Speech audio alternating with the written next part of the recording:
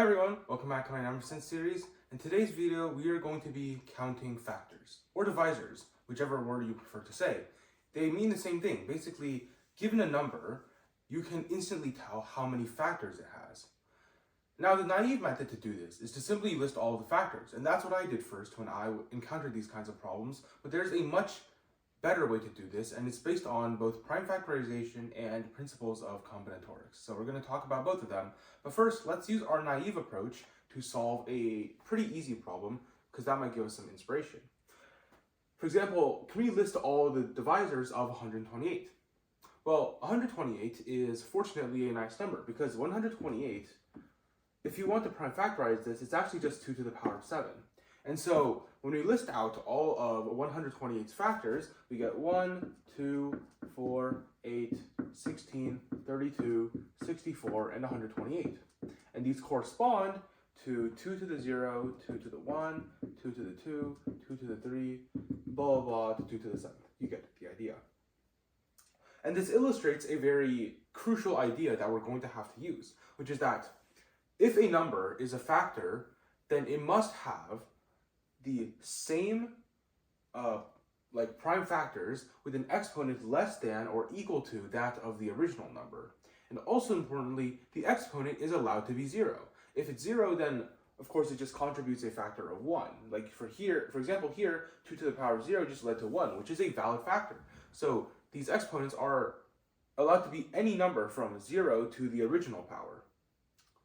Now, before we apply this knowledge to our other problems, we have to note that our other problems don't just have one prime factor, right?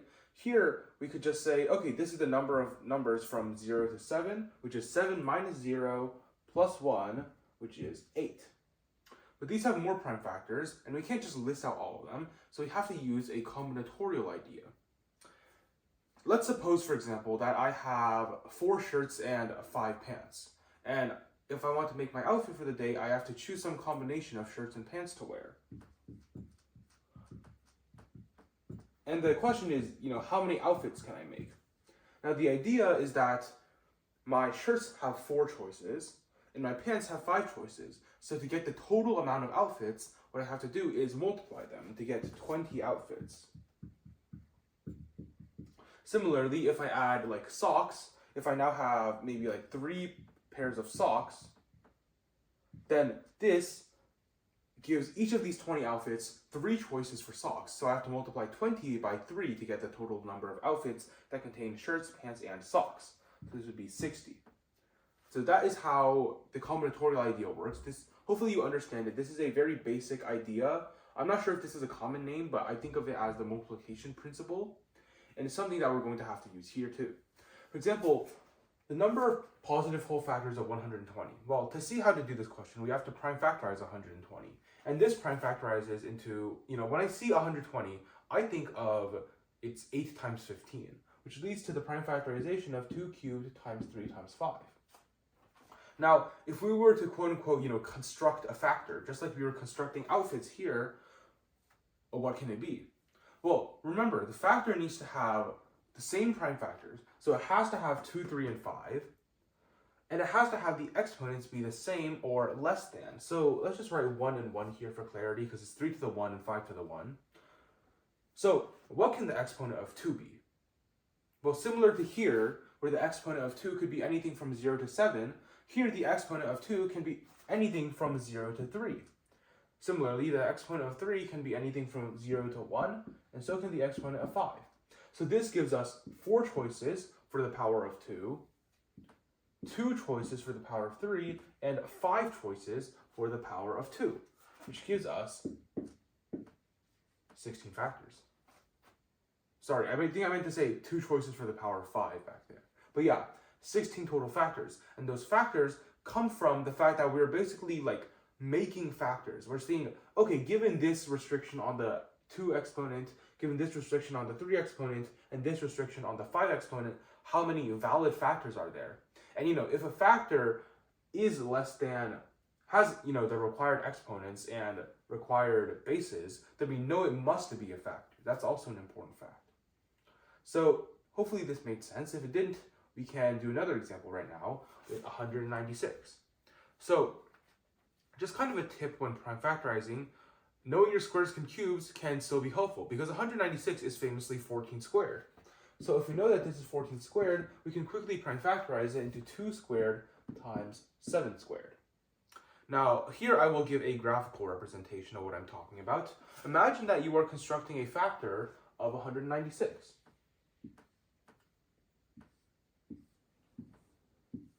Now, for the 2 exponent, you can either have 2 to the power of 0, 2 to the power of 1, or 2 squared. So that would be either 1, 2, or 4. Now, for 7's exponent, you could have 7 to the 0, 7 to the 1, or 7 squared, which is 1, 7, and 49. And here, we have made basically a grid. We have a multiplication table, and this leads to, if you multiply, like you would in a multiplication table, what you get is actually all of the factors of 196. And this is operating according to the same principle that I used here. This is just a graphical explanation. And maybe you can see now how this graphical explanation works. The number of factors is the number of squares that are in this multiplication table. And so there's 3 here, and there's 3 here, so there's 3 times 3 equals 9 squares. Maybe you see this kind of like a geometrical interpretation. And this 3 comes from the fact that it's 2 squared and 7 squared, meaning the exponents can be 0, 1, or 2. 3 choices. Hopefully that kind of makes sense, and that also demonstrates that there are 9 total factors of 196. And of course, note that they will probably say positive whole. That's just to ensure that no one tries to be like a nerd and say, actually, what if you count negative numbers? Which no one does that. So, just think about factors, right? And it'll be fine. Now, the rest of the problems are basically just practice according to the same idea, so let's do it. Now, 88, of course, when we see this, we should think repeating. So it's 8 times 11. 11 is prime, so it's going to be 2 cubed times 11. So how many factors are there? Well, the exponent of 2 can be 0, 1, 2, or 3, and the exponent of 11 can be 0 or 1. So in total, there's going to be 4 times 2 equals 8 factors.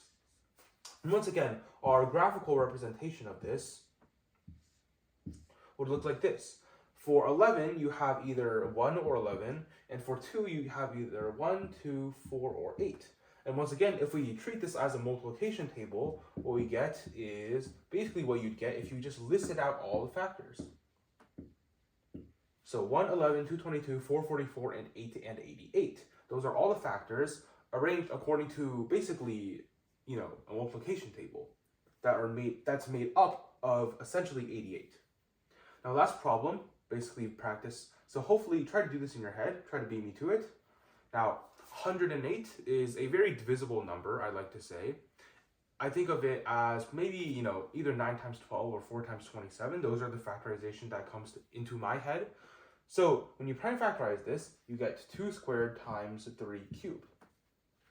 And what this means for the number of factors is that there's 3 choices for the exponent of 2, and there's 4 choices for the exponent of 3. And so that gives us basically 3 times 4 equals 12. And so if we were to formalize this formula, we would say that given a number where the prime factorization of the number is maybe p1 to the power of a times p2 to the power of b times p3 to the power of c. Don't be intimidated by the numbers that I'm using here. p1, p2, and p3 are basically just prime numbers, and a, b, and c are the exponents. Blah, blah, blah, blah, blah. Maybe to like z, maybe if you have 26 primes, I don't know.